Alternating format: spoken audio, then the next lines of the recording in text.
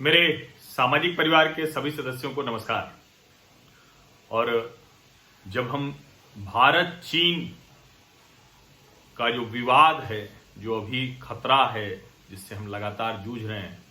इसकी बात करते हैं तो कई बार ये हमें लगता है कि क्या जो सरकार काम करती है, जब कोई घटना हो जाती है, जब अचानक किसी देश के साथ सीमा विवाद हो जाता है, और तब हम कहते हैं कि आखिर कहां कहां से हम मजबूती हासिल कर सकते हैं। जैसे अभी के संदर्भ में अगर कहें तो अगर हमारे पास लद्दाख में, अरुणाचल में और सिक्किम में जो सीमा पर जो सड़क का, पुल का या बुनियादी ढांचा अगर नहीं तैयार हुआ होता, तो क्या हम चीन के साथ इतनी मजबूती से बातचीत कर पाते?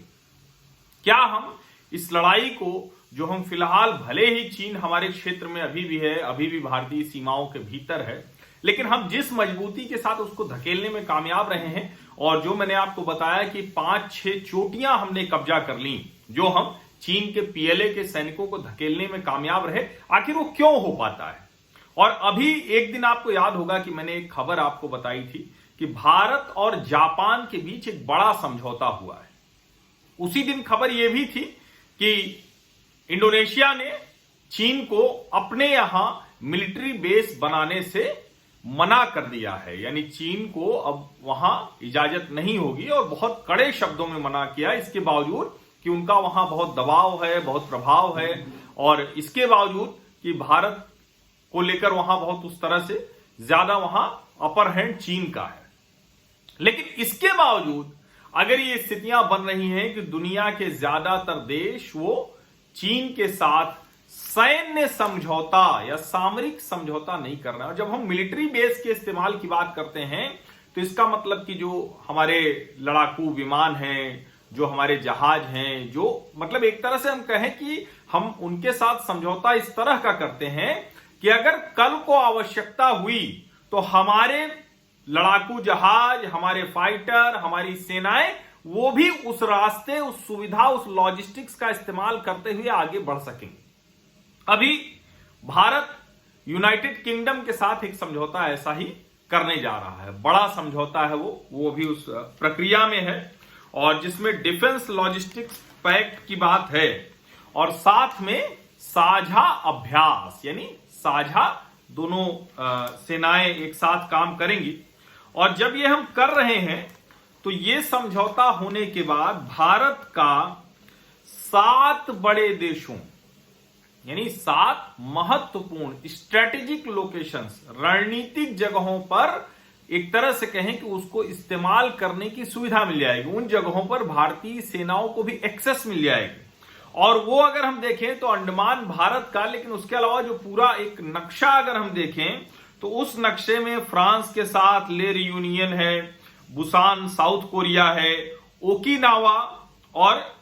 इवो जिमा ये जापान है, यूएस का गुआम है, सिंगापुर है, कोकोवा कीलिंग ऑस्ट्रेलिया है, और यूनाइटेड किंगडम के साथ हम अभी वो समझौता कर रहे हैं। इस समझौते के होने का मतलब ये होगा कि ये जो रिपोर्ट बता रही है कि हिंद महासागर, यानी इंडियन ओशियन से लेकर, और जो बेहद संवेदनशील, जिसकी बार बार चर्चा होती है, और जहां चीन अपना प्रभाव बढ़ाने के लिए, अपना जो कहें कि आधिपत्य जमाने के लिए लगातार अतिक्रमण नहीं करता रहता है, वो एक तरह से कहें तो ऐसी हरकतें करता है जिससे हर देश अब उसको खतरा मानने लगा है। उस साउथ चाइना सी में भी भारत की एक्सेस बन जाएगी, और ये जो पैक्ट्स हैं, इससे भारतीय सेनाओं का जो मूवमेंट होगा, जो एक जगह से दूसरी जगह जाना है, वो बहुत आसान हो जाएगा। और ये जब हम कहते हैं कि जहां जरूरत होगी वहां पहुंच सकेंगे, और फिर जब हम बात करते हैं कि भारत की सेना का चीन की सेना पे अपर हैंड क्यों है, अमेरिका क्यों ऐसे होता है, या चाइना क्यों ऐसे होता है। अब सोचिए कि चीन की उस दिन भारतीय वायुसेना के प्रमुख जब बात कर रहे थे तो एक सवाल आया, और उन्होंने कहा कि जो स्कर्दू में, गिलगित बाल्टिस्तान में जो ओपन एयर फील्ड है, क्या उसका भी इस्तेमाल चीन की वायुसेना कर सकती है क्या? उन्होंने कहा कि हम उससे भी निपटने में सक्षम हैं। चीन ने जो श्रीलंका में पोर्ट बनाने का काम किया, वो हालांकि वो मिलिट्री बेस नहीं बना रहे थे, लेकिन फिर भी जब इस तरह के काम आप करते हैं तो वहां आपको बेस मिलते हैं और उसी को आगे आप कन्वर्ट करने की कोशिश करते हैं कि आपको ऐसी जगहों पर भी मिलिट्री बेस बनाने की इजाजत मिले। अमेरिका ने दुनिया भर में ऐसे सैन्य समझौते, सैन्य ठिकाने तैयार कर रखे हैं और इसी सब वजह से जब उसको कोई किसी देश के साथ उसका विवाद होता है तो उसका अपर हैंड होता है। एक तो ये कि आपके पास लॉजिस्टिक खुद बहुत अच्छा होना चाहिए, आपकी सेनाएं बहुत अच्छी होनी चाहिए, सैन्य शक्ति, सैन्य क्षमता जिसको कहते हैं, आपके जो उपकरण हैं, टैंक हैं, तोप है, फाइटर्स हैं, जिसको कहते हैं कि रोकने, जो रोध करने वाले, अवरोध करने वाले जो उपकरण हैं, प्रतिरोधक क्षमता है, वो सब आपके सैनिकों का प्रशिक्षण है। किन स्थितियों में उन्होंने लड़ाई लड़ी है अभी तक, किन स्थितियों में वो बहुत आसानी से, जिसको हम अंग्रेजी का शब्द फेमिलियर कहते हैं, यानी बहुत अच्छे से वो जानते हैं उन स्थितियों को। तो भारतीय सेनाएं बर्फीले पहाड़ों से लेकर, सियाचिन से लेकर, रेगिस्तान से लेकर, मतलब कोई ऐसी जगह नहीं है जहां वो लड़ाई नहीं कर सकते। ये सब उनको बेनिफिट है और अब उसके साथ जब वो अलग अलग देशों के साथ वो एक्सरसाइज करते हैं, ज्वाइंट मिलिट्री एक्सरसाइज करते हैं, ये दुनिया के सभी देश करते हैं और उसके बाद जो दो देशों के बीच में एक सहयोग का, भरोसे का एक संबंध बनता है, तो दोनों देश कहते हैं कि हम आपको अपने यहां के मिलिट्री बेस को इस्तेमाल करने की इजाजत देते हैं। और जब ये इजाजत मिलती है तो इसके आधार पर, और आप सोचिए, United states of America, France, Singapore, south Korea, दक्षिण कोरिया, ऑस्ट्रेलिया, जापान और यूनाइटेड किंगडम से बातचीत चल रही है। तो भारत जिस तरह से, और इतनी ये जो हो रहा है, ये बढ़त भारत को कभी नहीं मिली। ये जो कमाल का कहें कि एक जिसको कहते हैं कि एज है क्या, आप किसी दूसरे के देश के साथ लड़ाई अगर हो गई, और मैं बार बार कहता हूं कि युद्ध न होने के लिए जरूरी है कि युद्ध के लिए आप तैयार रहें। शांति के लिए जरूरी है कि आपको सामने वाला समझे कि अगर हम इससे भिड़ेंगे तो उस अशांति का, उस हिंसा का बुरा परिणाम हमें भुगतना पड़ेगा, और अगर वो ये समझेगा तभी शांति होगी। तो ये जो युद्ध टालना या शांति रखना, इसके मूल में जो बात है, भारत अब वो सारे काम कर रहा है। अगर ये पहले करता तो शायद वो जो राहुल गांधी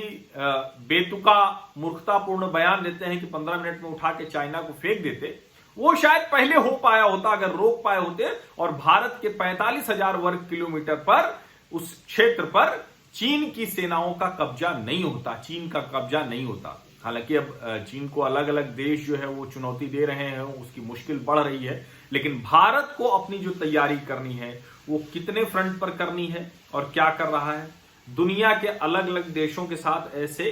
सैन्य अभ्यास और सैन्य समझौते हों जिसमें भरोसा होगा, एक दूसरे के मिलिट्री बेस का, नेवल बेस का, एयर बेस का इस्तेमाल कर सकेंगे। अपनी जो बाउंड्री है वहां बुनियादी सुविधा ठीक हो, यानी अगर सड़क से जा रहे हैं, पुल है, किसी भी तरह की स्थिति है तो वो सब दुरुस्त हो, और साथ में वहां बगल में हवाई पट्टी भी हो, यानी टैंक, तोप, हेलीकॉप्टर, फाइटर सब एक साथ जा सके। अपनी सेनाओं की क्या स्थिति है, तो उनको अच्छे कपड़े मिले, अच्छे जूते मिले, अच्छी कार्बाइन मिले, अच्छे हर तरह की सुविधाएं मिले, और उस सब के बाद जो उनको आर्म्स एम्युनिशन है उसकी व्यवस्था दुरुस्त हो। इन सब फ्रंट पर भारत की सरकार ने बहुत बेहतर काम किया है, और इसको दुनिया के एक्सपर्ट करें। मैं कई बार कहता हूं कि देखिए, मैं बहुत बड़ा कोई रक्षा का जानकार नहीं हूं, लेकिन चूंकि पत्रकार हूं तो पढ़ना लिखना मूल स्वभाव का हिस्सा है, तो ऐसी रिपोर्ट्स पढ़ता रहता हूं। और ये रिपोर्ट जो है ये बड़ी खूबसूरत रिपोर्ट है, मनु पब्बी की रिपोर्ट है इकोनॉमिक टाइम्स में, और दूसरी जगहों पर मैंने देखा तो ऐसी ही मिलती जुलती रिपोर्ट्स हैं। और इसके में टुकड़ों टुकड़ों में जो खबर आती रही तो मैं ये बताता रहा हूं आपको कि किस किस देश के साथ समझौता हो रहा है। लेकिन ये रिपोर्ट बहुत अच्छी थी तो मुझे लगा कि आप सब के साथ साझा करना चाहिए, इससे आपको एक भरोसा भी पैदा होगा। जब आप कहते हैं कि चीन की ऐसी की तैसी, तो सिर्फ ये कोई जुमला या कोई नारा नहीं है, ये हम बहुत कन्विक्शन के साथ, अंदर से बहुत भरोसे के साथ, हम भारतीय, हम भारत के लोग तय करके कर रहे हैं। और ताइवान के राष्ट्रीय दिवस की बधाई हम सब दे रहे हैं। इस भरोसे से दे रहे हैं कि चाइनीज कम्युनिस्ट पार्टी के बंधन से, उसकी तानाशाही नीतियों से हम सिर्फ खुद सुरक्षित रहेंगे, सतर्क रहेंगे, सावधान रहेंगे, इतना नहीं है, हम दुनिया में वो एक जनमत तैयार कर रहे हैं। हम भारत के लोग, हमारी सरकार, और हम ये भी चाहते हैं कि चाइनीज कम्युनिस्ट पार्टी के बंधन से चीन के नागरिकों को भी उस बंधक होने से बचाया जा सके, बाहर निकाला जा सके। और हम उम्मीद करते हैं कि ये स्थितियां होंगी तो कल को चीन को, जो चाइनीज कम्युनिस्ट पार्टी का बंधक है, उसको बुद्धि आएगी जरूर। बुद्धि नहीं आएगी तो जिस तरीके से वो समझेगा उस तरीके से समझाने के लिए इस तरह के समझौते दुनिया कर रही है। बहुत बहुत धन्यवाद आप सभी लोगों का। और ऐसी खबरें इन चुनावों के बीच में भी, फेक टीआरपी रैकेट के बीच में भी, ये सब मैं आपको बताता रहूंगा।